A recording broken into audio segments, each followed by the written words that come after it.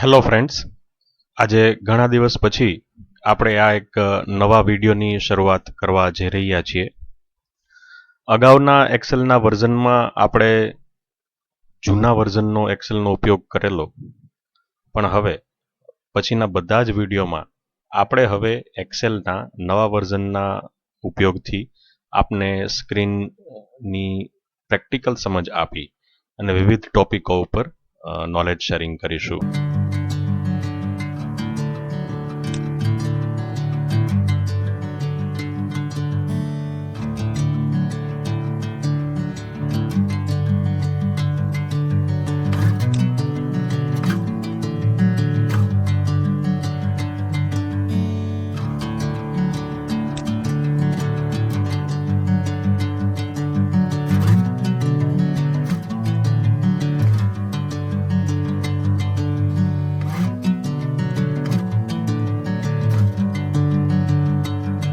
અત્યારે આ વિડીયોમાં આપણે પાઇવોટ ટેબલની સમજ કેળવશું કે જેમાં તમને કોઈ વધારે મોટો ડેટા આપેલો હોય અને તમે કોઈ પર્ટિક્યુલર કંપનીમાં કામ કરતા હો અથવા તો કોઈ પણ જગ્યાએ જ્યારે તમારે ડેટાને સરળ રીતે એનાલાઇઝ કરવો હોય તો ત્યારે ડેટાની સમરી સામેવાળાને કઈ રીતે સરળતાથી સમજી શકાય અથવા તો સામેવાળાને કઈ રીતે આઉટપુટમાં આપી શકાય એ માટે એક્સેલનો બેસ્ટ ઉપયોગ કરી શકાય.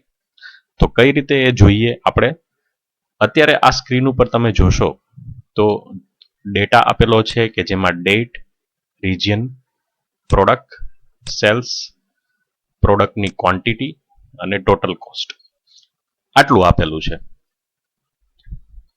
પ્રોડક્ટમાં તમે જોશો તો લેપટોપ, ફોન, ટેબ્લેટ, ઘણું બધું એવી બધી વેરાયટીઓ છે અને સામે સેલ્સનું અમાઉન્ટ આપેલું છે. ક્વોન્ટિટી કેટલી કવર થઈ છે એ આપેલું છે. પર્ટિક્યુલરલી કયા રિજિયનમાં કઈ પ્રોડક્ટ કેટલી ક્વોન્ટિટીમાં કઈ ટોટલ કોસ્ટ સાથે વેચાણી છે એનો ડેટા આપેલો છે. સાથે સાથે અત્રે ખાલી નોંધવું એ રહ્યું કે કઈ ડેટ ઉપર આ આપેલો છે. આપણે આગળના વિડીયોમાં ભવિષ્યમાં જોશું કે ડેટ પ્રમાણે અથવા તો સમયગાળા પ્રમાણે કઈ રીતે આપણે ડેટાને એરેન્જ કરીશું, કઈ રીતે ડેટાને સમરાઇઝ કરશું એ પણ આપણે જોશું. અત્યારે આ વિડીયોમાં જ્યારે આપણે પાઇવોટ ટેબલ નવા વર્ઝનમાં જોઈએ તો એ કઈ રીતે ઉપયોગી થાય જોઈએ. તો હવે આટલું જ જ્યારે ડેટા તમારે સિલેક્ટ કરવો પડે તો આ ડેટા મેં અત્યારે સિલેક્ટ કરી લીધો છે, બરાબર છે. અહીંયા ઉપરના મેનુમાં આપણે તમે જોશો તો ઇન્સર્ટ મેનુ છે અને ઇન્સર્ટ મેનુમાં પાઇવોટ ટેબલ છે. હવે જેવું ડેટાને સિલેક્ટ કર્યા પછી જ્યારે પાઇવોટ ટેબલ ક્રિએટ કરવાની ટ્રાય કરશો એટલે તમે તરત જ એક પોપઅપ આવીને આ રીતે ઊભું થશે અને એમાં પૂછશે કે ભાઈ તમારે નવી શીટ બનાવવી છે કે આ જ શીટમાં કોઈ એક જગ્યાએ પેસ્ટ કરવું છે. બંને ઓપ્શન આ રહ્યા, ન્યૂ વર્કશીટ અને એક્ઝિસ્ટિંગ વર્કશીટ. જે બી તમે રેડિયો બટન ક્લિક કરશો એના પરથી આપને નવું શીટ મળશે અથવા તો બેકગ્રાઉન્ડમાં અથવા તો આ જે ડેટા છે એને અત્યારે એક્ઝિસ્ટિંગ વર્કશીટમાં ક્યાં પેસ્ટ કરવો છે એ પણ આપને જાણવા મળશે. અત્યારે એવું રાખીએ કે ભાઈ એક્ઝિસ્ટિંગ વર્કશીટમાં અમારે પેસ્ટ કરવું છે તો એક્ઝિસ્ટિંગ કરી અને અહીંયા હું સિલેક્ટ કરી લઉં છું કે ભાઈ R13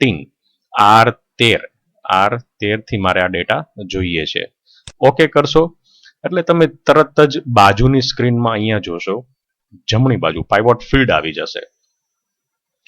હવે જ્યારે તમને કોઈ ઓર્ગેનાઇઝેશન અથવા તો તમારા ઉપરી અધિકારી જે સુપરવાઇઝર્સ હોય, તમારા કોઈ અધિકારી હોય એ તમને ડેટા એમ કહે છે કે ભાઈ મારે રિજિયન વાઇઝ ડેટા જોઈએ છે. તમારી 3 પ્રોડક્ટ છે, લેપટોપ, ફોન, ટેબ્લેટ. હવે મારે રિજિયન વાઇઝ કેટલું વેચાણ થયું છે એ મારે જોવું હોય તો કઈ રીતે જોવું. આ તો ડેટા જ્યારે આપણે નીચે સમ મારીને વળી એનો ટોટલ કોસ્ટ લઈએ અને એનું પાછું એનાલાઇઝ કરીએ એના કરતાં અહીંયા જુઓ તમે રિજિયનને હું સીધું ડાબી બાજુની રોઝમાં લઈ લઈશ. આ મેં ડ્રેગ કર્યું, આવી ગયું છે. અહીંયા ઈસ્ટ, નોર્થ, સાઉથ, વેસ્ટ બધું આવી ગયું છે.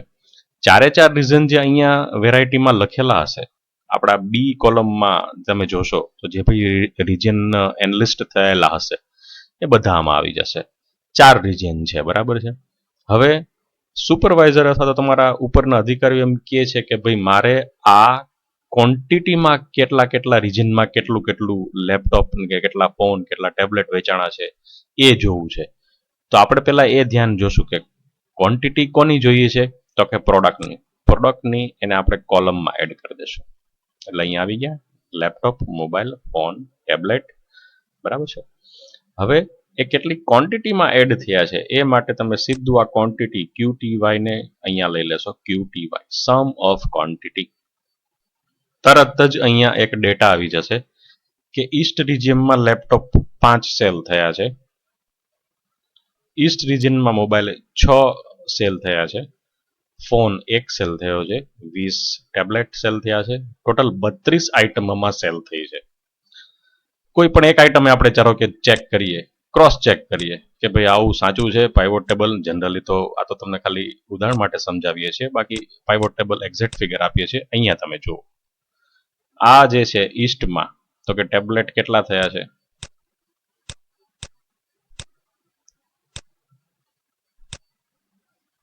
બરાબર છે, ટોટલ 20 ટેબ્લેટ થયા છે. હવે એક વસ્તુ અત્રે અહીંયા નોંધવી રહી, શું તો કે ભાઈ તમે અહીંયા જે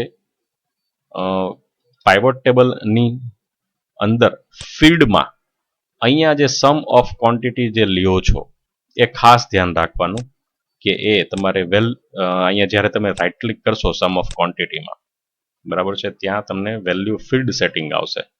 વેલ્યુ ફિલ્ડ સેટિંગના ઘણા બધા અધર ઓપ્શન હોય છે કે summarize the value field by choose the type of calculation that you want to use to summarize the data from the selected field.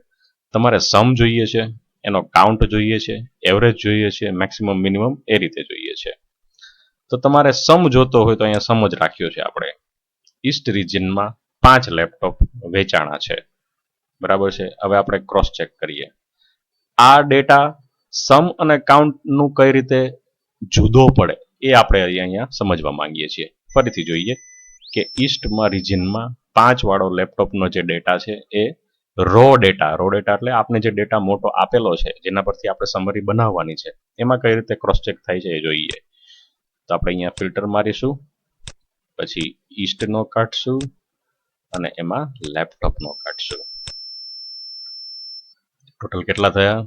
5 થયા. 2 + 3 એક માર્ચ 2026માં વેચાણું છે, એક બીજું 12મી માર્ચે 2026માં જ વેચાણું છે, બરાબર છે. અત્યારે આ બધો ઓપ્શનલ ડેટા છે, પ્રેક્ટિકલ ડેટા જે બી હોય આ તો તમને ખાલી એક સમજ આપું છું કે પાઇવોટ ટેબલનું કઈ રીતે ઉપયોગ કરી શકાય. હવે ફરીથી આપણે ફિલ્ટર આપણે હટાવી દીધું છે. અહીં હવે જોવું રહ્યું, ફરીથી આપણે જ્યારે અહીંયા ક્લિક કરશું એટલે બાજુમાં જ આ બધા ફિલ્ડ આવી જશે. હવે ધારો કે તમને એવું લાગે કે પ્રોડક્ટ વાઇઝ મારે કાઉન્ટ જોતો છે. આ તો તમે રોનમાં ઈસ્ટ, નોર્થ, સાઉથ, વેસ્ટ લ્યો એ પણ સરખું છે, લેપટોપમાં રહી તો એ પણ સરખું છે. પણ હવે ટોટલ કોસ્ટ કયા રિજિયનમાં કઈ પ્રોડક્ટ માટે કેટલી લાગી એ જોવું હોય તો ટોટલ કોસ્ટને આપણે સીધો અહીંયા એડ કરી દઈશું. હવે તમે જોઈ શકો છો કે જ્યારે આ કોલમ વધારે એડ થઈ તો અહીંયા એક્સેલ પોતે જ ડિસાઇડ કરી લેશે કે સમ ઓફ ક્વોન્ટિટી કેટલી છે, તો કે 5. સમ ઓફ કોસ્ટ કેટલો છે, આ ટોટલ કોસ્ટ. ધારો કે લેપટોપનો એક કોસ્ટ અહીંયા 1200 છે, બીજો કોસ્ટ છે એ 6000 છે, બરાબર છે. તો બંનેનો સરવાળો કેટલો થયો? તો 5 લેપટોપની ઈસ્ટ રિજિયનમાં ટોટલ કોસ્ટ 6000 છે. આ બંનેમાંથી ધારો કે આપણે કોઈ એક ડેટા જોઈએ છે, કયો ડેટા જોઈએ છે એ પણ જોઈએ ઓપ્શનમાં. આમાંથી આપણે કોઈ એક ડેટા જોઈએ છે. શું જોઈએ છે? ધારો કે ટોટલ કોસ્ટ જોઈએ છે, બરાબર છે. તો એ ટોટલ કોસ્ટનું આપણે અહીંથી જોશું. એક જે ફિલ્ડ લિસ્ટ છે એમાંથી આપણે આ સમ ઓફ ક્વોન્ટિટી કાઢી નાખીએ છીએ. સમ ઓફ ક્વોન્ટિટીને અહીંથી રિમૂવ ફિલ્ડ કરી નાખીએ છીએ. તો આપણે સીધો એ ફિગર મળી જશે. કયો? તો કે ભાઈ ઈસ્ટ રિજિયનમાં લેપટોપની ટોટલ કોસ્ટ કેટલી હતી? 6000ની કોસ્ટના ટોટલ વેલ્યુના લેપટોપ વેચાણા છે. ક્વોન્ટિટી જોતી હોય તો સીધું આ રીતે કરી ક્વોન્ટિટી પર મળી જશે, રાઈટ. હવે આ સિવાય જ્યારે તમને એવી જરૂરિયાત લાગે કે તમારે કયા મહિનામાં કેટલા લેપટોપ કયા રિજિયનમાં વેચાણા છે એ જોઈએ. હવે આપણા જે રો ડેટા છે એમાં જાન્યુઆરી, ફેબ્રુઆરી અને માર્ચ એ રીતે બધા ડેટા છે, બરાબર છે. ત્રણેક મહિનાના આપણે ડેટા ઉદાહરણ તરીકે લીધા છે, એક્ઝામ્પલ તરીકે. ડેટને જ્યારે આ રીતે આપણે કરીશું, ડેટને હું અહીંયા ડ્રેગ કરું છું, અહીંયા સીધો મૂકી દઉં છું, તો આવે છે મંથ વાઇઝ, ડેટ વાઇઝ, બરાબર છે. હવે હું ડેટ વાઇઝ કરું અથવા તો આ ડેટ હું અત્યારે કાઢી નાખું છું. મંથ વાઇઝ કરું તો જો તમે સમરી કેટલી સરસ મજાની તૈયાર થઈને આવશે કે મંથ વાઇઝ ઈસ્ટ, નોર્થ અને સાઉથ વેસ્ટમાં કયા ક્વોન્ટિટીના લેપટોપ, કયા ક્વોન્ટિટીના મોબાઈલ, કયા ક્વોન્ટિટીના ફોન અને કયા ક્વોન્ટિટીના ટેબ્લેટ ટોટલ કોસ્ટ સાથે આપને જોવા મળશે. કેટલું ડિટેલમાં વેરીફાઈ કરીને આપે છે, બરાબર છે. હવે આ સેમ્પલ જે આપણે ડેટા લીધો છે ને કેટલી રીતે તમે વિચારો કે તમે સિમ્પ્લિફાઈ કરી શકો. હવે ધારો કે ક્વોન્ટિટી છે તો એ ક્વોન્ટિટીને જ હું કાઢી નાખું અને ખાલી ટોટલ કોસ્ટ કરું તો તમને ખબર પડી જાય કે ભાઈ ઈસ્ટ રિજિયનમાં જાન્યુઆરી મંથમાં લેપટોપની અથવા તો મોબાઈલની કોસ્ટ કેટલી, ટોટલ કોસ્ટની વેચાણ થયું હતું તો કે 3200. ફેબ્રુઆરી મહિનામાં સાઉથ રિજિયનમાં ટોટલ મોબાઈલ કેટલી કોસ્ટના વેચાણ હતા તો કે 2400ના, બરાબર છે. આ રીતે જ આપણે મોબાઈલના, લેપટોપના, ટેબ્લેટના બધા જ ડેટાને સમરાઇઝ કરી શકીએ છીએ, બરાબર છે. તો આ એક ઇન્ટ્રોડક્ટરી વિડીયો હતો પાઇવોટ ટેબલનું. હજી આપણે પાઇવોટ ટેબલની સિરીઝ ચાલુ જ રાખવાના છીએ અને આ જ રીતે નવા વિડીયો આપણે અપલોડ કરતા રહેવાના છીએ.